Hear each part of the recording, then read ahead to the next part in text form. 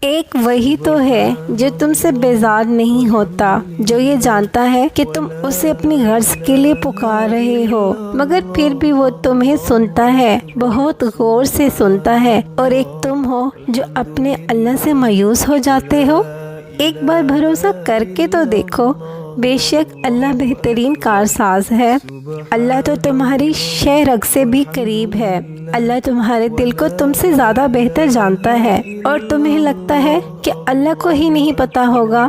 اس کے بندے کے دل کا حال وہ رب دیکھتا ہے، سنتا ہے، جانتا ہے۔ وہ تمہیں تم سے بھی زیادہ محبت کرتا ہے۔ تم اللہ کے بارے میں بدگمانی نہ پالو۔ اللہ نے بہت رحمت کرنی ہے تم پہ، بہت خوبصورت فیصلے کرنے ہیں تمہارے مقدر کے لیے۔ تم بس یقین اور صبر سے دعا کرو اور باقی اللہ تعالیٰ پہ چھوڑ دو۔ جیت ہمیشہ یقین کی ہوتی ہے، صبر کی ہوتی ہے، پختہ ایمان کی ہوتی ہے۔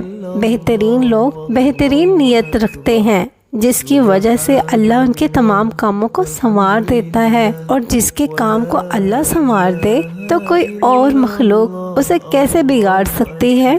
سبحان اللہ والحمد للہ ولا الہ الا اللہ۔